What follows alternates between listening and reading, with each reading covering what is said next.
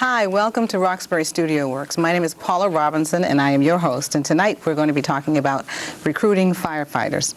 I have among myself a prestigious group of guests who are both male and females working to develop the community in ways of economic and pursuit of happiness among people of color. I would like to thank. I'm going to start to my left. We have Captain Walter Porter with our introductions here. And you've been on the fire department for how long? Approximately 16 years, on to my 17th year. Oh, so you're a new person. He's new on the And I'm going to follow through with Karen Miller, who I grew up with, and Rachel Kemp, who's from the Massachusetts State Office of Affirmative Action. Is that right? That's correct. I'm the director. The director. Yes. And then I have Walter Townsend and Wilfredo Pacheco.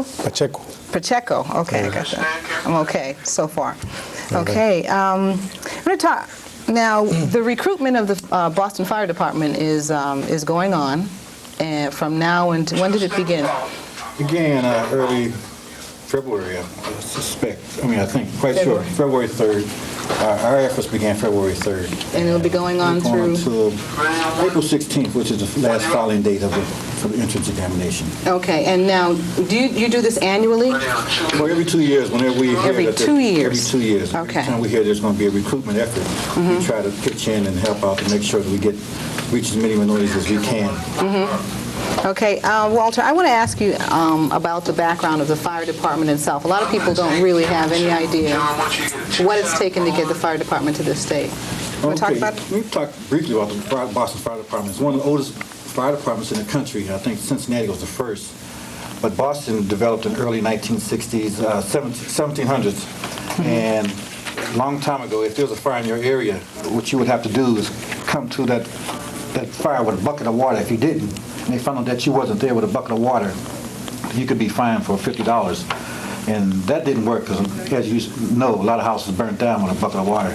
So these were average local citizens who lived in the community, and we'll assume that they were taxpayers.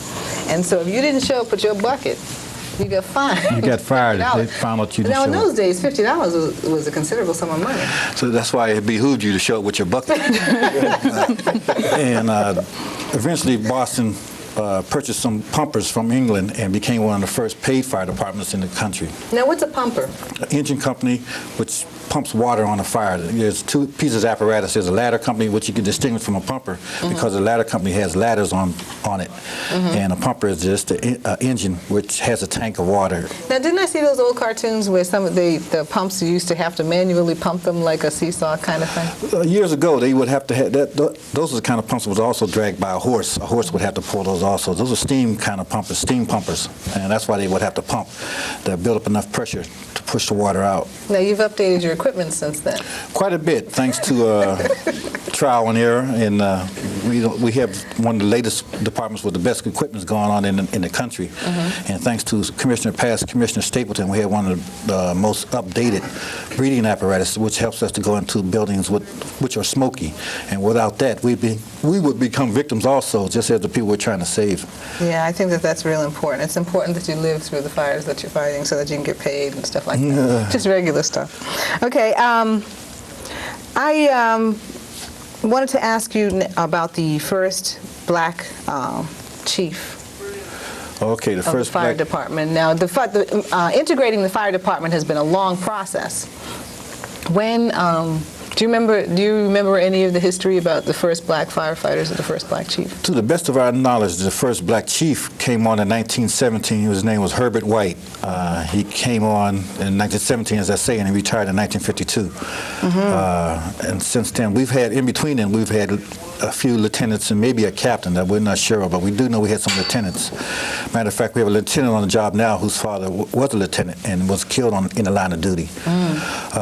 Presently, we come from that stage to we have about 3 Hispanic lieutenants, 6 black lieutenants, and 3 captains. And now, is this in the history of the fire department? in the history of the Boston Fire Department. And how old is the fire department? I would say it's over 100 years old, easy. In 100 years, we have 16 lieutenants, 6 captains. Is that right? I would say presently we know of at least one more before us, so there's 4 in the history of the Boston Fire Department, 4 captains, and I would say a total of maybe 10.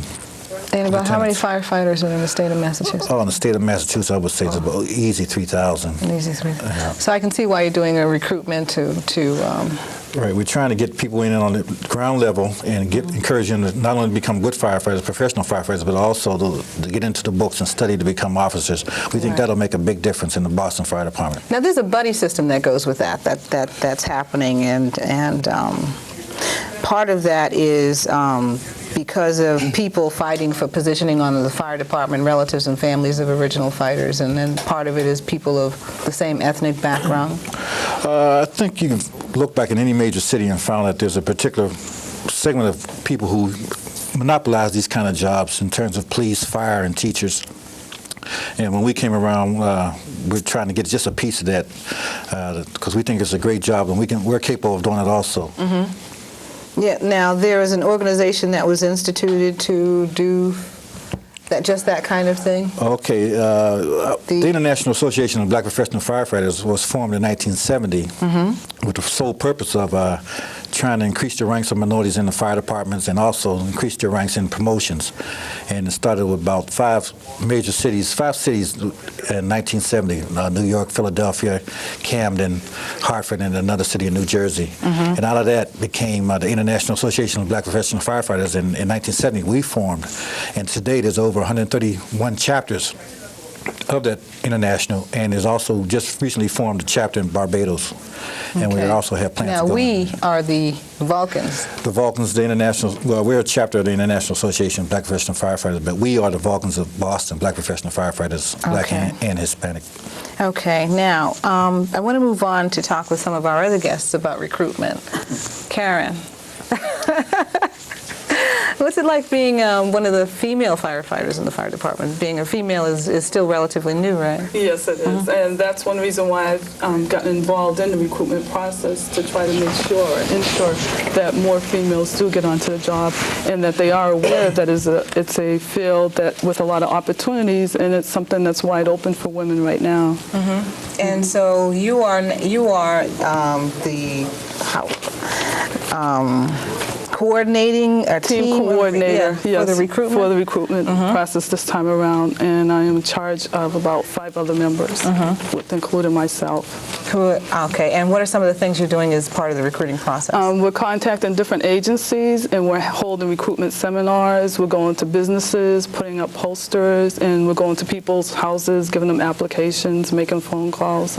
We're trying to do a number of various outreach forms. Now, how did you decide to become a firefighter? I was encouraged by my brothers. Yeah? They were taking civil service exams, and they said, well, you should do this too, because it has job stability, and you might, lock into something that you might like. Were they surprised when you got it? Yes, I was surprised too. Actually, the fire department was one of the first ones that called. And at first I wasn't interested, but then when I went through the testing process, more people kept telling me, well, you can't do this. There are no women. This is not something that women did. So I took that as a challenge, and I said, I'm going to show these people something, and I'm going to do it. And I expected to stay 6 months, and I've been on for 7 years, and I intend to stay. So you're really happy? I'm happy. Now, you're one of how many women in Boston, do you know? 8. One of 8 women? And 3 are minorities, and the rest are non-minorities. Yes. Okay, that's interesting. Now, what about peer support among the membership? It's there. In the beginning, it was a little hard because the men were afraid of us, and vice versa. I can but imagine they but they are getting used to women in the firehouse, and we are getting their support now. Yeah. I heard that they used to try to make you cook and do the... No. I cooked once. And after that, they saw that they realized they didn't have a cook there because I did not cook. Okay. They make 3 alarm chili. I made 20 alarm chili, and after that was it. Yeah, that'll do it. Okay. Now, Rachel, how is the State Office of Affirmative Action involved in the process of recruiting? Well, this office, first of all, there's a general blanket recruitment process that the Commonwealth is carrying on through the Department of Personnel Administration. But I felt, because of my personal commitment to the community that I live in and that I represent, that we had to do something that was special to make sure that the information was gotten out to a constituency that heretofore had not had this opportunity. I've worked with Captain Porter. Aren't we smart today? And with Karen, and we've gone out, we've started our own presentations to make sure that this community is really aware of the opportunity that's out there. It's an economic mainstream kind of position, and it should not be overlooked. Right. Now, what kind of feedback have you gotten? Have you gotten feedback at this point? We were out on Saturday at the Freedom House. I understand that based on the advertising time that we purchased with a local radio station, that the Freedom House was actually overwhelmed by calls from people who wanted to know how to get the application. Interesting. And our presentation was at 10 o'clock in the morning on a Saturday. It was a gorgeous morning, as you can remember, and we had a fairly nice crowd that turned out. They were interested, they asked the right questions, and we were able to give them the information that they really needed, and it almost created a sense of camaraderie that they were not going to be doing this alone, because the firefighters, the Vulcans, would be there to help them tutor through the test process, and my office was there when they take the exam. We're going to help them to get in the system, and this is what is going to make affirmative action really alive within the Commonwealth. Okay, now is that one of the jobs of affirmative action? Can you tell me a little bit more about the State Office of Affirmative Action? Well, affirmative action within the Commonwealth of Massachusetts is a very unique experience. Most people believe that affirmative action is limited to what we'll term as ethnic minorities. Here in Massachusetts, that's not the case. Okay, do you want to explain the term ethnic minorities for us? Someone who is Black, Asian, Native American, those are ethnic minorities. Hispanics are included, and they're considered to be of an ethnicity, but not necessarily to be a minority because of race. The other categories are Vietnam-era veterans, and that is anyone who has had any active service duty for a minimum of 90 days between August 5th of 1964 and May 7th of 1975. And they did not necessarily had to have gone to Vietnam, but just active military service. Okay. Women, of course. We have responsibility for the community with disabilities, and we also now have responsibility for those people who've reached the ripe old age of 40.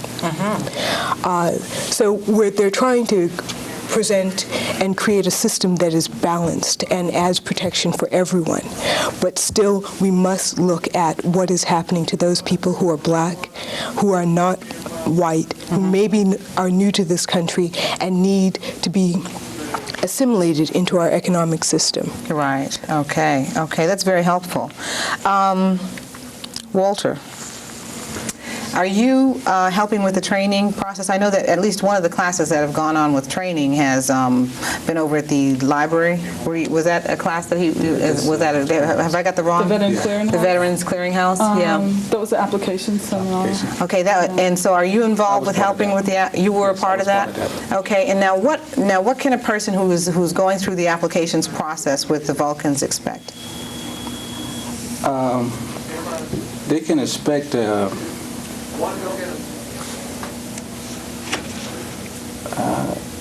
I know I'm putting you on the spot a little bit When you because say we rehearsed all these questions say earlier, and I just expect, thrown one in there. Well, they expected to take the test. They go. And if they- So do they actually now with the application? Okay. Do they actually fill out the application, or is Yes, it the actual application, or is it a mock application? It's a real application. Okay. We go through the process with them and help them fill it out if they're having difficulties filling it out. And they put down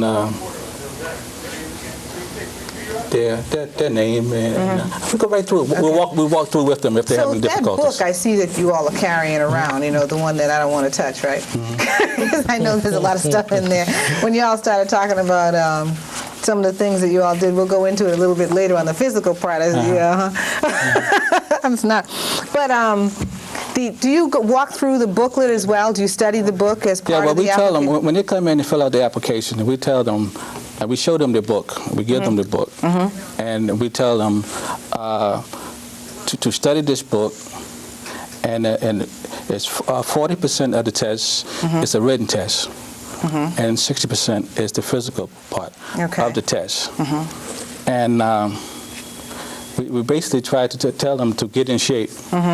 And physical the physical shape. part, the physical part. Yeah, so if you haven't been working out for the If you past haven't- 10 years, start exactly. walking. Well, the book says, well, they recommend that you take 14 weeks, a 14 weeks physical training in this book, and if you go step by step and follow their rules. Also, the training is in, you can, also the exercises yes, and everything are in it's there? in the book. So what kind of There's no exercises excuse. do they have you doing every day? Push-ups, pull-ups, lifting weights. Like how many push-ups? Ooh, as much as you can. And do men and women are expected to do the same thing? They expect it, A yes. same amount of push-ups? In the test, yes. Really? So do women have advantages like where the sit-ups are and the men have advantages where the push-ups are? I'm just curious. That's a question that comes out of the military. I don't know. I don't know. No? I guess that's an anatomy question. There were other things that I wanted to ask around some of the outreach and things that you do. How long can a person expect to spend with you going through the application and the booklet?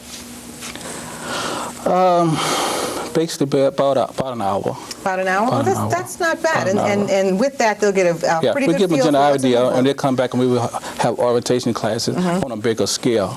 But as people be coming in, and so many people be coming, we don't have that much time to spend in depth with individuals. So, but we will be getting together and having a class. Okay. And they come back and anything that they gotten wrong or they're having problems with, we will break that down and see where they went wrong and help Oh, them. that's pretty good. So within the hour, you fill out the application, Yes. and you basically run through the But we different give them a little things. test before they leave. Oh, pre-test. 3 tests, yeah. We give them a Okay. couple of questions, then look at it. And the people that come in there, after they see what we are talking about, how the test is going to be set up, assimilating, they kind of get kind of enthused. Oh, yeah, I like this. I like Oh, this. okay. Okay. If you'll excuse me for a second, Wilfredo. Now, you've been doing outreach to the Hispanic community. Yes. Okay, and you've involved organizations like. What are some of the organizations that you've involved? Yes, we have been outreach, trying to get to the Hispanic organizations like IBA. IBA means Inquilinos Boricuas in Actions. This is a Puerto Rican organization that works, to help and to improve, the Puerto Rican that come to here to Massachusetts, and they're located in the South End. And besides IBA, we also, been going to Alianza Hispana, which is another organization like IBA, Casa del Sol, Cardinal Cushing, that they help the Puerto Ricans to whoever doesn't have, education, to get their education, the GED or the high school, and also to find out what kind of jobs opportunity there are outside, to teach the Puerto Ricans that come here and to get a better job, to get a good job. Yeah. Now, so the booklet. Now, I'm told that you're the person to see to do the Spanish interpretation of the booklet, right? Sure. And that you're trying to wrangle to get a week off from the department so that they can have you do the interpretation that was on. Yeah. Okay. I had to wiggle that in there. Well, I mentioned it because. For me, when you have something that you're doing on a voluntary basis, you're interpreting the language of a booklet that's supposed to be prepared by the state. Is that correct? Yes. By the state. and that was overlooked, or but money wasn't there, and you're volunteering your time, I think that that's commendable. So I had to mention that as an appreciation piece. Dismissing stereotypes. Now, what are the ages for male and females for recruiting? To apply? Yeah, to apply for the fire department. There's only the minimum age is 19. The minimum age is 19, and that means like if a 60-year-old person take the test and pass it, and they pass also the physical, he qualifies to be a firefighter. If he meets the requirements. If you meet, okay, and there is no high school or college requirement. No high school diploma, no GED. Okay. You don't have to be like a citizenship. Okay, you don't have to have citizenship. Doesn't have citizenship unless you have your paperwork, like a work paperwork or a green card. Your working papers, you are good for it. Okay, great. Now you have to be a non-smoker. Well, that's by the time you do the appointment. Now, okay, so how much time between the application process and the appointment? Okay, this is a good question. The process is a little bit, it takes time. After you take the two tests, like he says, the written test and the physical test, and the written test, you go into a list, right? Into that list, they're going to call you, and you're going to have to go through a process. Let's say, for example, they send you a letter. Okay, Mr. Pacheco, Mr. Townsend, proceed to hospital so you can take the medical test, right? Then so is there 6 months? I could say between 6 and 8 months. So you have that much time to get your act together. Oh, definitely. You got physical, your exercises in the book, yes. Quit smoking, to get your driver's license is another thing that's required, and to be ready for drug testing. Definitely, yes. Okay. And to improve your language if you got any language. And improve your language. Deficiency. Now, the other thing is that you can take this test in Spanish. Definitely, yeah. You can take the test in Spanish. But you have to have ESL test. What is it? They're going to give you like a proficiency test in English just to find out. If you can understand and write English. Yeah. Okay. Well, I don't think that you can be any more fair than that. Now, there is a cost for the written exam is $20. The cost of the written exam is $20. That's true. Okay, but you can get a waiver if you're really poor like me. You think I'm kidding? Right. The individual would have to qualify under some state or federal assistance. They would have had to have been receiving it within the last 12 months to be eligible for the waiver. Okay. Yeah. No, unfortunately, if you're just out of work and you haven't gotten anything, unfortunately, they don't make any accommodations for that. Okay. All right. Well, you all can call them and figure that out. All right. Now, the exam we're going to go over slowly is in 2 parts. Yes. The written exam is in Spanish and English. And the written exam has 100 multiple choice questions? Close to this. Okay, now what are some of the things? Now, that red book, does that contain a lot of the stuff that's going to be in the written exam? Yes, this is like a Bible. That's every time that I explain to whoever comes, applicants, it's like a Bible. Everything appears in this booklet, for the exam. This is a new exam, like I tell to them, and if you go through this very slow, even with the dictionary. Are the answers are in there? Well, the examples are here, and they're close similar to the one that they're gonna show you in the test. So it's sort of like a driver's license. They also show you, they also teach you how to take the test. There's 9 ability areas in about how to take a test. So they explain here very close, very in details, how you can take this test. How if you miss the question or if you think that the question is wrong, they teach you how in there. So, inside of college sororities and stuff like that, they do this kind of buddy system studying. Yes. And basically that's the kind of camaraderie that you're networking with the Veterans Benefits Clearinghouse and through the Vulcans Association and Alianza Hispania and the library and the Boston Public Schools and some of the other places that you've been with, and certainly through the State Office of That's another question. Yes, a good question. The way that we sat down, to run this show was to get close to the person, to the people, and educate them. Right. Because some people say, well, Boston firefighter, they're only good for firefighters, But that's only the only way that we do. We have others. What you call? We go there and we provide also medicals. Oh, the EMTs? services. Emergency services, you know. Now, what is emergency services? It's like emergency service technician. We're able to do we're first responders. If someone is bleeding, we know how to try to stop bleeding. We keep a person alive until they get to a doctor, till they get to a physician or something like that. We're mandatory. So are all of you trained that way, or is that special It's a training? state law that we all mandatory. Once you become on the job, you're automatically trained to be a first responder. And if you want to go on, you can become an EMT or emergency medical technician. If you want to go even further than that, you become a paramedic. But when you first come on, you get accepted to the job, you go to drill school, you're automatically going to be trained to be a first responder, 21-hour course on emergency technician techniques. And stuff. Oh, well, okay. Well, I find that's extremely interesting, and definitely something that I would like my husband to have if I ever get married. Yeah. Okay. Let's talk a little bit about, because we have 4 minutes left before the show goes half through. Now, this is a statewide exam. Am I right? So the exam can be taken anywhere in the state? Is that what that means? What does a statewide exam mean? Well, anybody in the state can sign up. Anybody in the to state take can sign. exam. So do you have to come to Boston to sign up? No, Holyoke, Worcester, wherever there's the Civil Service Fire Department, that's where you can go sign up. Okay, so wherever, okay. And then what happens once, now there are 2 types of tests. There's the written test, and then there's the physical test. Physical test, yes. Okay, and I want to talk a little bit more about the physical test during the second half of the show, because that looks like fun to talk about.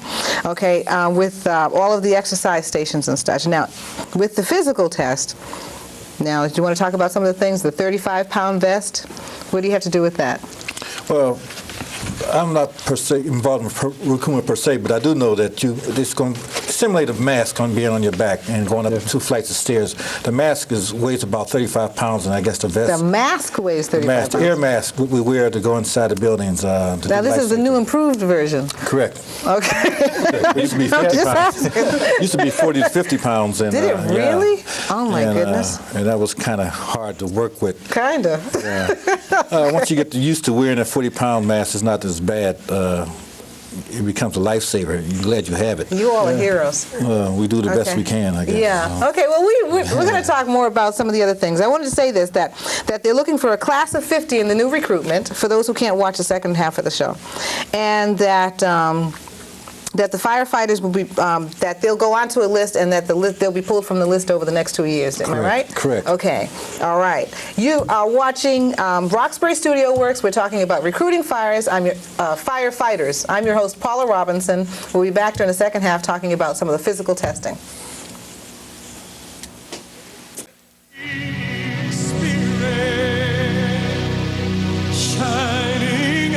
In Salisbury, Maryland, the hungry are being fed. In Wind Falls, Indiana, a man who learned to read at 47 is making sure others learn earlier. In Hope, New Mexico, people turned an abandoned school into a thriving community center. In Boston, Massachusetts, neighbors set up a crime hotline that's making their streets safer. From Seattle to Galveston, from Buffalo to Fargo, every day, someone in America is doing something to light up another life. But there is so much more to do. The light to do it is within us all. We only need to share it. Contact the Points of Light Foundation. Do something good. Feel something real. Vince, come on, we're late. This headbagging is more fun than going through a windshield.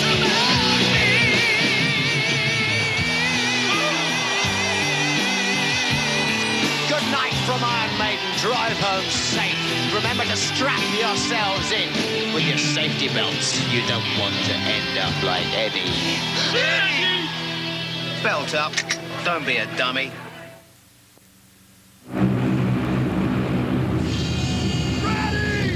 When your employees train with the National Guard and Reserve, they learn to be better team players, better decision makers, and better leaders.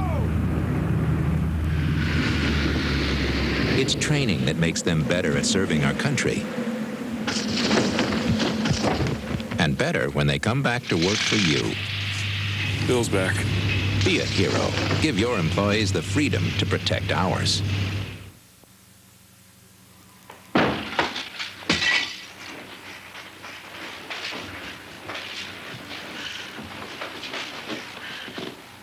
Honey? It's Mom. Please let me in. I'm worried. Learn to see the signs of mental illness. 2 out of 3 people who get help get better. For a free booklet, call the American Mental Health Fund.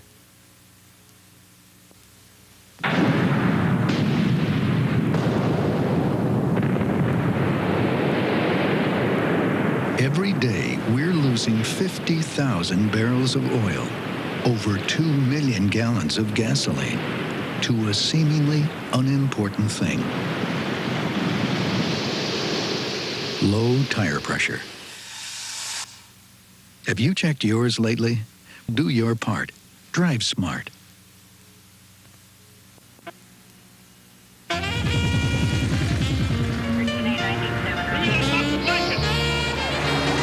Pete Sampras comes up to serve. Jan Stevenson makes the drive. A.C. Green and Charles Smith pound the boards. Marcus Allen rushes up the middle. Jay Schrader with the touchdown. There are a lot of different parts to play in the American Red Cross. Play your part. So how's your cousin's new car? Oh, yeah, my cousin's new car. Yeah. He picked it up last week. All right. Big celebration. Yeah? And I felt like a jerk telling him he should take a taxi home because he had one too many. But you did. No, I didn't. What happened? Totaled. What? Yeah, and him with it. Oh, no. Oh, yeah. Take the keys. Call a cab. Take a stand. Friends don't let friends drive drunk. If you believe in justice for all, we believe justice is the key to your own home. If you believe in family, we believe that loving others means sometimes stepping beyond what is comfortable. And if you believe that people really can make a difference, we believe that people can change the world. Then we have more in common than you think. Rosie's Place, it's not just a shelter, it's a solution.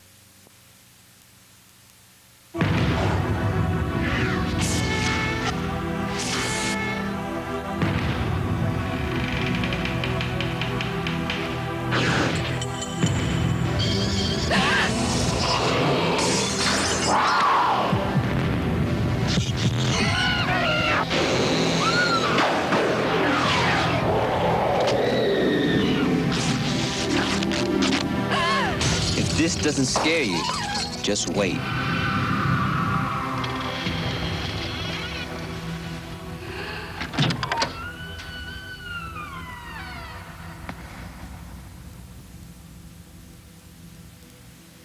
The doctor will see you now.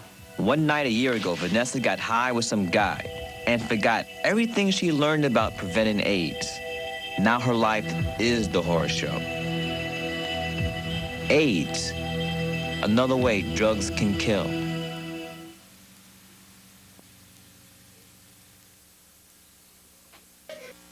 Hi, welcome back to Roxbury Studio Works. My name is Paula Robinson, and we're talking about recruiting firefighters. My guests, I'll go over again, are Walter Porter, captain of the fire department. He's been on 16 years, the Boston Fire Department. Karen Miller is a friend of the family. We've kind of grown up together and knew her brother. Not that that has anything to do with being a firefighter. Karen's been on for 7 years. She's one of the few women firefighters on the Boston Fire Department. And we have Rachel Kemp from the Massachusetts State Affirmative Action, the director of the Massachusetts State Affirmative Action Office. We have Walter Townsend, our shy firefighter for the evening. And Wilfredo Pacheco, whose name I can't get right yet, but I will who's speaking for the Hispanic community and is doing outreach and curriculum development for the Boston Fire Department. Okay, we were talking about the physical exam and how difficult the physical exam can be. Now, you all said it was easy, and obviously you all passed, except for Rachel and I, who are the civilians in the group. And we talked a lot about the 40% of the grade was on the written exam, 100 Questions. What do you call them? Yes or no questions? Multiple choice questions in the written exam, which consist of what kind of questions are in the written exam?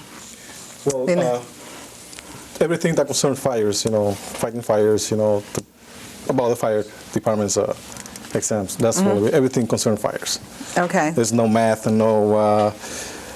So it's basically, do you know how to stop a fire, not start one, right? Definitely, yes. I'll basically say they give you a glossary of terms and terminology on it in there, and then they'll probably ask you some definitions, and also they'll give you scenarios, and based on some definitions and some kind of, they'll give you a paragraph with everything you need to know in it, and they'll give you a statement.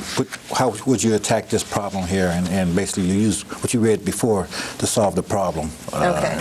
Now that book, the red book, which is the Boston Fighter Fire exam orientation booklet, that has all the different kinds of scenarios and things in there, and you're supposed to read it and get a strong understanding of what happens when you mix bleach with I don't think they'll get into that deep, but they will give you an idea what a circular saw means, what some of the terminology, I got to refresh myself, but there are some terminologies that we use that they're letting them have an idea of what they mean before. And some of it is basically pretty straightforward.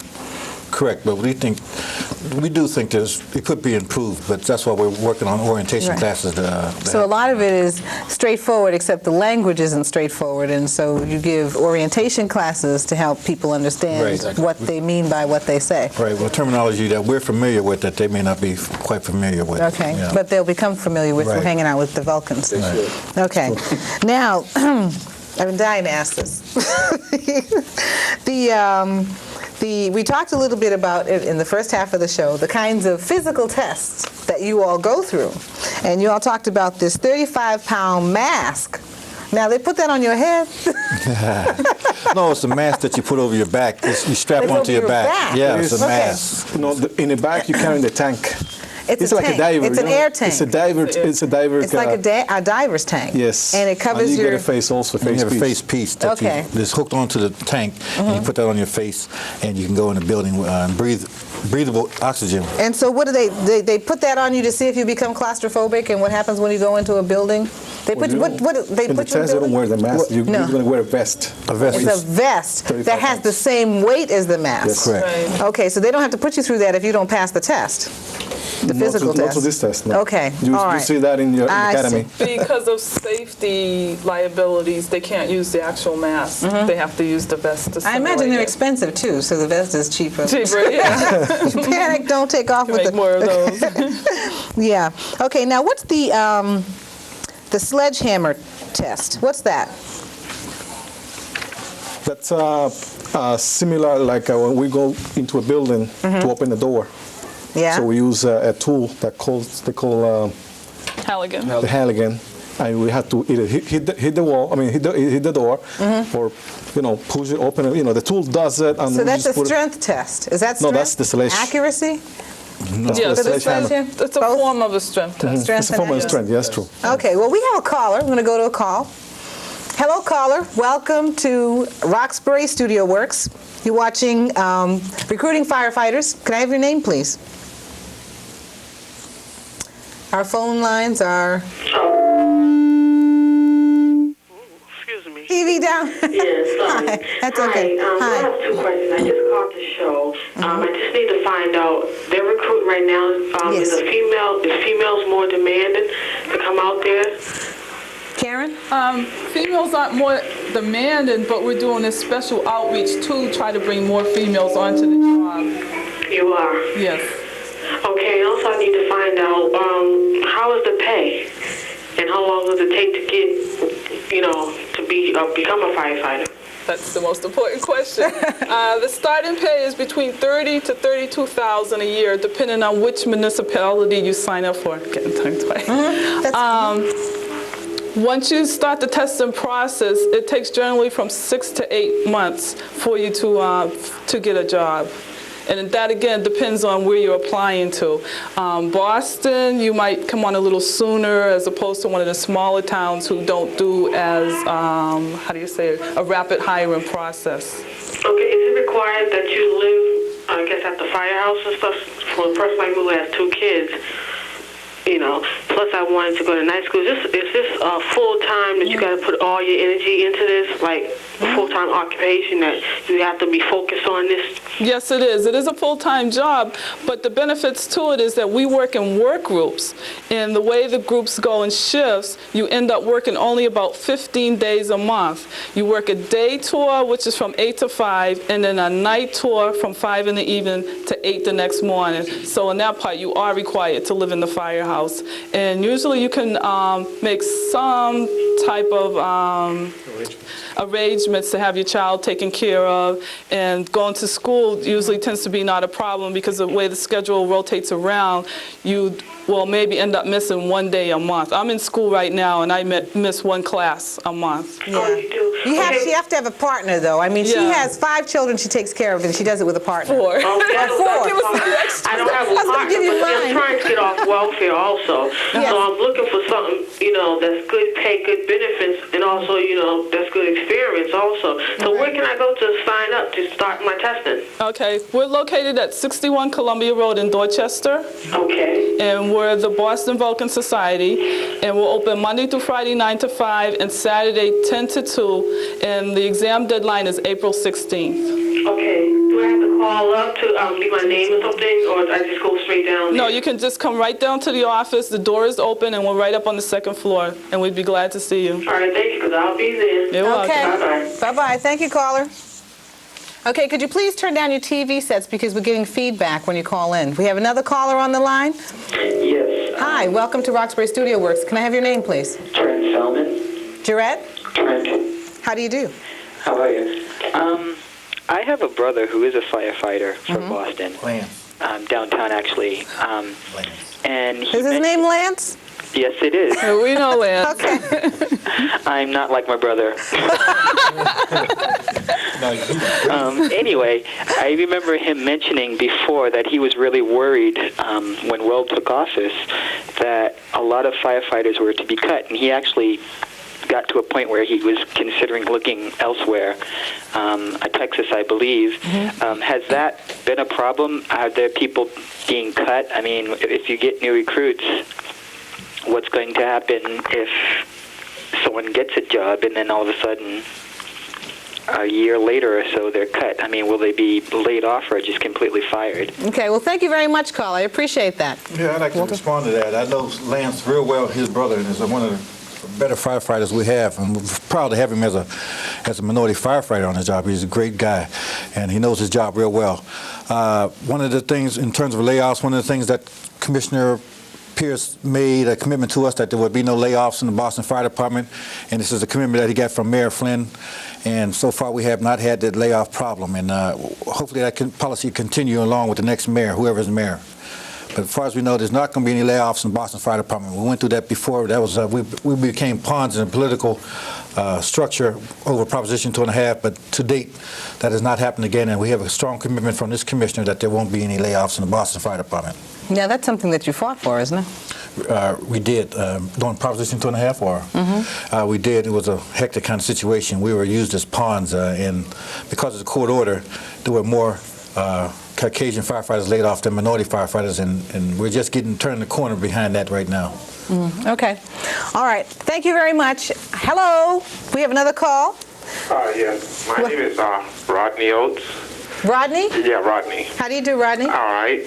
And my question is, first of all, I want to get that address for Columbia Road again. And I was wondering, do you accept EMTs quicker than you accept people who don't have an EMT license? Or how about if you take that question? Go ahead. Our address is 61 Columbia Road in Dorchester. 61 Columbia Road? Yes. Right. Okay. We're located on the 2nd floor. All right. To answer that question, if you're an EMT, you have qualification more than an average person. So if that town that you apply to is looking for an EMT, you would be put up on the list higher than a person that weren't. They will give you like a bonus points when you take the test. So by you being an EMT, you do have a little leverage. Yeah. Yes. Okay, are you an EMT? Oh, I'm currently in the course. Okay, excellent. Thank you very much. Okay, thank you. Do we have one more call?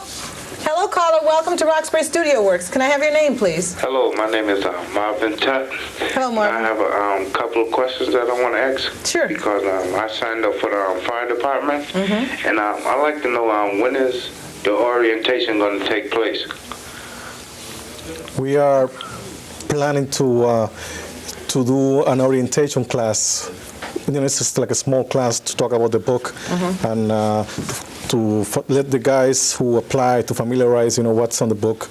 And we also plan to have like an officer, I don't know if it's Captain Porter or somebody else, Do you have for a the schedule Vulcan. at the Vulcan's office? That's what we're going to go into. We're going to get into it. We're planning to do that, but I think it's by the end of Around the 16th. the 16th, the week of the 16th. Set up. We're still trying to contact agencies Trying so that to we can recruit more use their people. sites. So there'll be a variety of locations that people can go to. That people can Yes. go to. Okay, and Yeah. you're certainly welcome to use the station to advertise that on the. Oh, okay, so you can call the Vulcans, and we'll put a tag on the air for you. Another Yes. point. Do you have another question? Yes, I'd like to know, after you take the written test, how long before you take the physical test? They're planning on beginning that in June. Yeah. Yeah, June, July, and August. They're planning on setting that up, and that'll be in stages also. Okay, and you have to pass the written test. Yes. Okay, so you think you got it? I hope so. I'm All studying right. for the test now. Okay, good luck. Thank you. Okay, hello, caller. Welcome to Roxbury Studio Works. Can I have your name, please? Yes, this is a question for Walter Townsend or Porter. How old do you have to be to apply for the fire department? I hope he's not asking us because we have gray hair. You say how old? Yes. Oh, you have to be 19 years of age, and after that, there's no age limit. But the day of the test, you have to be 19. Well, what's the age, say for instance, if you're... There's no maximum, as long as you can do the physical. It's for Boston. That's right. For Boston. For Boston. For Boston. For Boston. For Boston. Boston has no age limit. All right, thank you very much. Caller? Leon. Leon? You might consider going into radio or TV. Leon. I know Leon. If you don't make it for the fire department, you should consider that as a career. I know Leon too. I know him. You know him. Okay. Is that it? Are we, okay, let's talk a little bit about the physical test, since Leon left us with that. What are some of the things that we're looking? We talked about the 35-pound vest and the sledgehammer. Now, there's a stairway climb. How many stairs do you have to climb? There's no, what is involved in the stairway This climb? particular stairway climb is you're going up two stories. With what? With the 35 pounds vest on The you, vest. and you're looking for you're carrying equipment into the building with you. In addition to the 35 pounds? Yes. So you got 35 pounds on your back. Right. And how much equipment? They're probably between 20 and 60 pounds of equipment. Between 20 and 60 pounds. yes. Well, now there's a 50-pound bag of potatoes. Yeah. And, that's a big range. I was trying to simulate people going up to a high-rise building, 2 floors, with equipment. You just don't walk up. If you're a firefighter, you just don't walk up there empty-handed. You have to bring your tools, whatever is needed, to hook up to a standpipe. That may be hose, 50-foot length of hose, Halligan, or some. Those are the kind of tools that we use.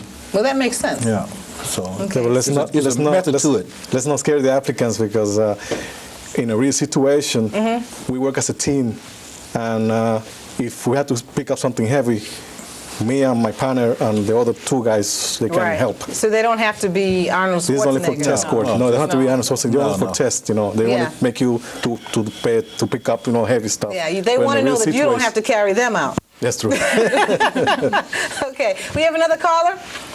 Hello, caller. Welcome to Roxbury Studio Works. Can I have your name, please? Yes, hi. Linda, how are you? Hi, Linda. I Good. need to ask a question, please. I need to find out how long, once you pass the testing, your physical, things like that, how long does it take before you can come before they'll pick you? Or are you guaranteed to get picked? Well, there are no guarantees, but is that a question you'd like to take? Yeah, well, I could take that. Okay. Yes, I've been very quiet. I don't know anything about the strength tests here.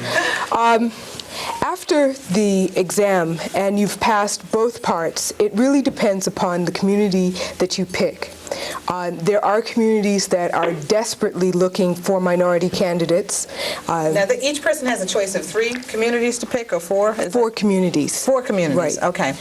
Where your legal residence is, and correct me if I'm wrong, and then you have 3 other choices. Okay.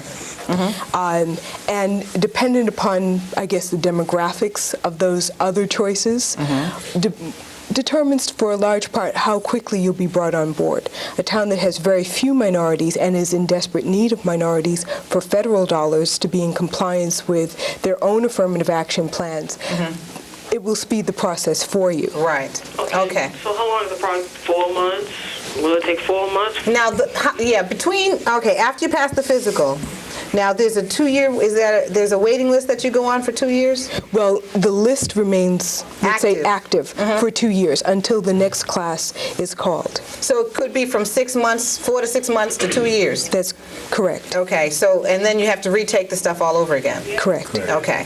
All right. Does that answer your question, caller? Yes, thank you. All right, thank you. We have another caller. Welcome to Roxbury Studio Works. Can I have your name, please? Yes, my name is John Martin Michael Conley. Hello, John Martin Michael Conley. What is your question? My question is, I've taken a few exams, and I took the last strength test and physical, and I passed it. I need to know, to prepare myself for the upcoming exam, do I need to implement anything else to prepare myself for this upcoming exam, and also for the strength test and physical? Is there anything additional that they have going on? You took the last exam? I took the exam, and I got 100 on the last exam. Because this exam is new. This is new. Yeah, I'm talking about the exam coming up in May, sir, that I've already filed for. Okay. So, all right, I need to know if you need me to prepare myself mentally, physically. In addition to what I've already done in the past. All right. What's confusing is you said you passed the 2 tests already? That's why I was confused. No, I passed the strength, the physical, and the last exam. I got 100 on the last exam. Okay. Did you get a study guide for the new exam? Not yet, because I just filed recently. Okay, basically you need to get a hold of the study guide and go through that and build up your reading comprehension skills and prepare your body for the physical portion, which is doing more exercise. It's a whole new exam in both portions. That's true. And the way they designed it is it's designed to eliminate some of those hundreds that they've had in the past to make it more competitive. Well, that's excellent. That'll be great, because you know as well as I do, my father was on the job. It doesn't matter who's on the job, but when you're going in a building, as long as they can save your life, who's ever behind you. Exactly. Thank you very much. This is a very informative program. Okay, Hope thank to see you on the job soon. Okay. Now, some of the other things that they have on the physical exam are the hose pull. All right, now what is the hose pull? Well, if it's anything like what I took, you grab a length of hose and you drag it probably 100 feet, and now that hose isn't light. I've seen that big old hose. Well, it's a technique, you know. It won't be charged. When we say charged, charged it won't be is full of water? Full of water. But you pull it. I'm trying not to go through the process of mentally taking the exam myself. If it's like anything I did 16 years ago, is you pull it. It's not charged. You pull it from the coupling, which is the coupling is the very beginning of it, and you pull it so many feet in front of you, and just to see your strength of pulling hose and a lot of stuff that we do. We drag hose to a building. So by the time you take these various things, you in your head are saying, "Do I want to do this for the rest of my life as well?" That's not the. I don't think that's the problem. Is when you get the job and you go on your first fire, then that's when you want to throw your stuff down. But I hear you. So the preparation is definitely necessary. We're making it light, but I understand that it is. It's a rewarding job if you lucky enough to get it and be in the right place and things work out real well. And you're being modest. I think it's also a job where there's a lot of physical and mental stamina that's necessary to continue to go on day by day. You see a lot of things that other people don't see, and basically it calls for a tremendous amount of the heroism inside of going beyond the call of normal physical and mental activities when it comes to saving the lives of other people. I would say that, correct, and you have to have a commitment to yourself and to your community, or to what you're doing. You know, you can't. Yeah, I have that kind of commitment with proposal writing. It's not the same thing. You understand? Okay. It's something that you want to do. You like doing it. I understand. You know, and as you go along, you say, "Wow, you know, it's rewarding at the end when you can save somebody's life or save somebody's property, because some people really get upset about their property. And, I understand. And it pulls the best out of you. Pulls the best out of you. I It's a understand. challenge. Now, the other things that I want to go through, now there's also a search event, a rescue event, and the plaster hook event. Okay, and those are other things that basically are designed by some of the regular routine activities that you do on the physical testing. Correct. Search event, probably have to go through a maze thing. We do that once a year just to keep ourselves attuned to what we might expect at a building. You may have to crawl through a window, down a corridor, slide down a cellar, and those kind of things. That's what we call a search and rescue kind of maze situation. You do that with a mask on, but they won't have a mask per se, but they will have probably that flak jacket on them. The flak jacket. Yeah. And you might have to pick up a victim. In the past, the victim was 125 pounds, where you have to learn how to pick that victim up properly without slamming him down. Pick him up, take him across up a ladder, down another set of ladders, and put him down properly without throwing him down.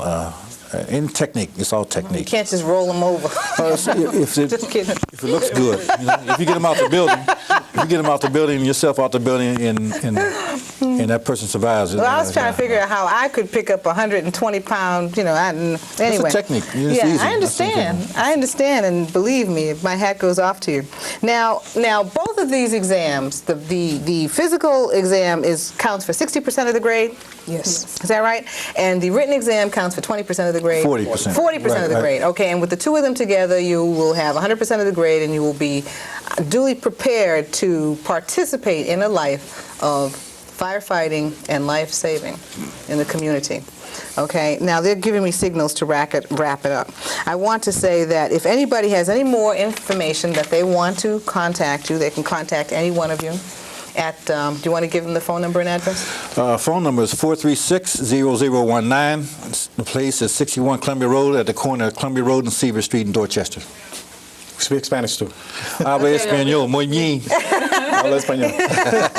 Okay, that's great. All right, and we'd also like to say a special thank you to someone who helped us put together the show. It's Lawrence Crosby. If we couldn't go home tonight. And again, the number is 436-0079. So if you're thinking about 0019.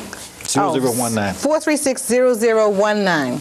So if you're thinking about that career in firefighting, contact the Vulcans Association at 61 Columbia Road.